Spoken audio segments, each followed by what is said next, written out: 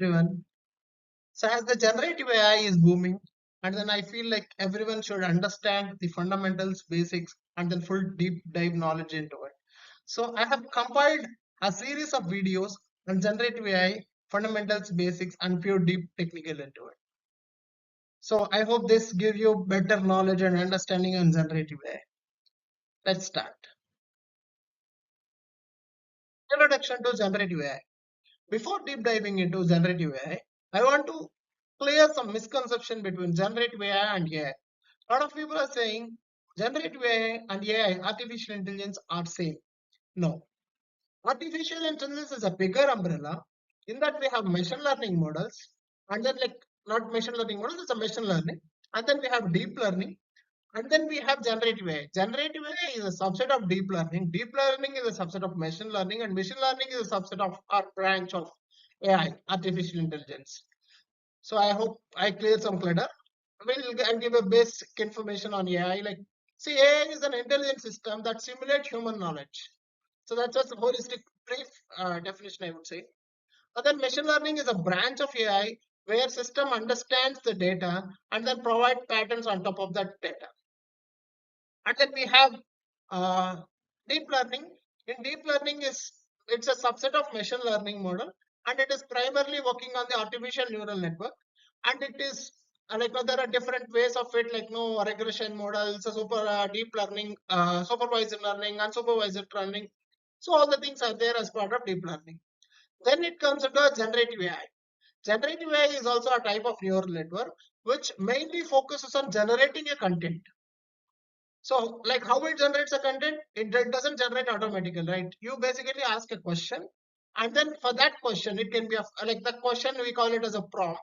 If you ask a prompt, it will try to get you a better results. So, introduction to generative AI. So, AI transforming the creation, content creation. We have a different tools on top of it. ChatGPT, like the whole generative AI era has boomed.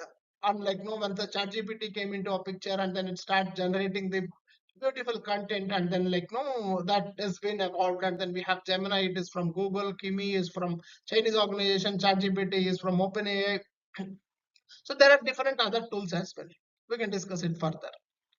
So by using these tools, you can generate any of the content. It can be of a text, it can be of a video, image, music. There are different other things. Anything you can convert on top of it. Sorry, you can create on top of it. So experts are predicting that in future, most of the online content will be soon as an AI generated.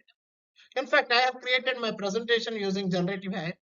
The reason is I am presenting a presentation on generative AI. Let's use the tools which is available and then get the best out of it to the viewers.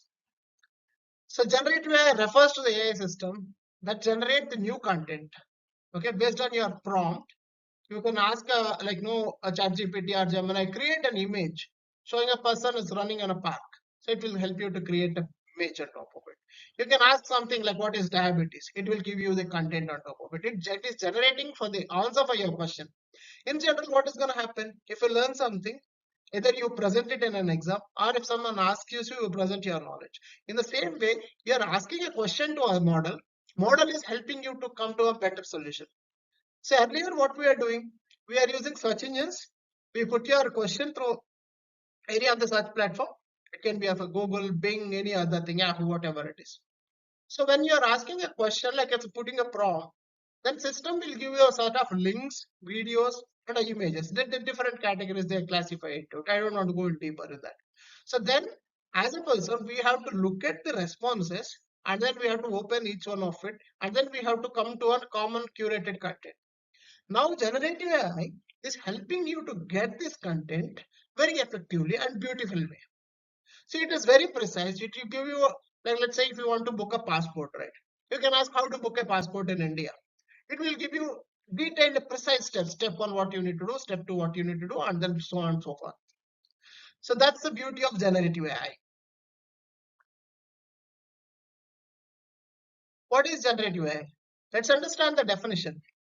AI that generates a new content, such as text, images, video, code, music, everything. It is capable of doing all the required form of content generation. You can write an article through it, you can learn through it, you can work through it. So how it is being, like now you can get the content, you have to put a better prompt to get a better result. See, you need to ask a very detailed question to get a better response. You cannot put what is BP and then you are asking like no. See, system can, like for a BP, you have a blood pressure, you have boiling point. So when you don't give a context, system can relate whatever based on your previous history or whatever it is a terminology which is widely used. It might give you a blood pressure. But if you want to understand what is boiling point, then you have to put in physics. Then you get a better reasoning. So the context of a prompt is very, very important. We'll go and discuss in detail further on top of it. So how it is able to give you the response? It learns patterns from a large data sets like books, images, code, Wikipedia knowledge. See, when you are writing an exam or if someone is asking a question, how you are able to answer this question? Because the knowledge you attain it through your past learnings and then based on the understandings what you studied out of general knowledge, you get something. You are traveling from A to B and then you attain some knowledge. So all this knowledge through your, like let's say if you take an example of a person is of 30 years, they are using 30 years of knowledge to help you understand, like to answer the set of questions. In the same way, we have to provide the whole knowledge to the system, and then system will help you to get the solution in a better way. So there are tools which is available in the market where you can put your question and you get your solution in a very detailed way, and then you can put a reasoning. You can ask the system think for some time before generating a solution. So I'll give you detailed videos on top of it, how to utilize it and how to get a best out of it. The major examples, as I said earlier, we have ChatGPT, Gemini, earlier it is called as a Bard, Mistral, DeepSync, Kimi. There are different platforms available, like oh, now we have Perplexity, we have Cursor.ai is helping you in coding, Klein it is helping in your coding, GitHub Copilot. We have different tools which is available in the market, which helps your productivity more. And then like I'll go in detail for each and every part of it. Let's understand how generative AI works. See, based on machine learning, deep learning, the AI is trained on huge amounts of data. Earlier we discussed what and all is the data, right? So it can be of a language. If you want to translate it, you need a language, linguistic information. And if you want to generate an image, you need an image knowledge. If you want to generate a text, you need a textual knowledge. It can be of your books. It can be of a Wikipedia knowledge for general information. It can be of a newspaper knowledge for better understanding on how the system world is working on. So you need to provide your musical notes, so that these are all the data which you are going to feed into the model, and the model is learning it, and we are training the fine-tuning the model, we are training the model, right? So we are training the model, and then you are getting a best out of it. So once your model is trained, there are different ways of testing. When the model is getting trained, we have a set of test data and then train data, and then like we evaluate it. When it is given to the public will put a prompt and generates the content. So you can understand, like you might have a question that like how my question is being transformed it. So like I don't go in detail. I'll give you a brief understanding how your prompt is being like taking into the system, and then it will give you a better results. So when you put a prompt, as I said, prompt is nothing but a question. So what is blood pressure if you want to look at, right? So then it is tokenizing your content. What is blood pressure? There are 4 tokens. So I'm using a word as a token here. Don't like no character and other things. I'm just using 4 words for better understanding. So in these 4 words, the system will take what is a general concept, and the blood pressure is talking something. Correct. Then this blood pressure is a part of your health information, which is like it has to get the content from health knowledge. So then it will go to its database. Like if you are reading, we use our knowledge. In the same way, system uses its own knowledge, which is stored in the data. So then it will try to fetch the blood pressure with respect to a medical terminology. Then it will have a lot of information, and then it will give you what is systolic blood pressure, diastolic, and other information it will give you. So once based on your question, so blood pressure it is having certain knowledge into the system. and then that knowledge it will frame you in a very detailed, crisp manner, and then it will present it to you. Let's look into the generative AI techniques. I'm considering the top 3 widely used generative AI techniques. There are other things are there, but I'm considering these 3 here to present in this video.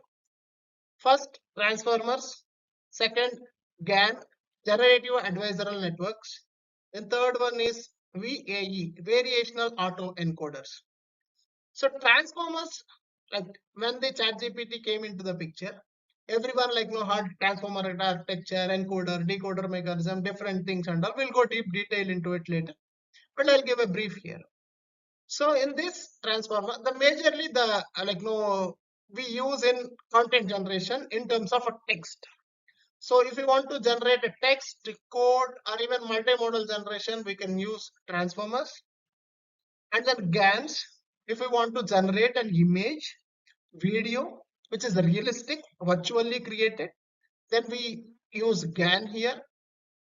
So recently the Gilibee trend was there, right? There is a GAN is being involved into it, so that the techniques, diffusion techniques and all, and then they'll get a data points of a human. Let's say if I'm uploading my photo, like it will get my eye data points, it will get where is my hair, and like it will get a pointers, and then on top of it, it will try to create a realistic image. It's a kind of an art it is trying to create it.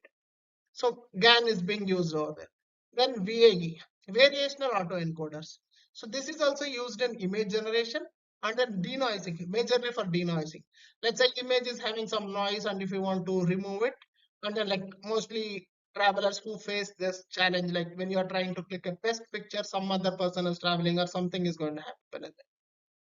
So we can leverage VAE in this. మీకు గనక ఈ video నచ్చినట్లయితే please do like, comment, share and subscribe for more videos.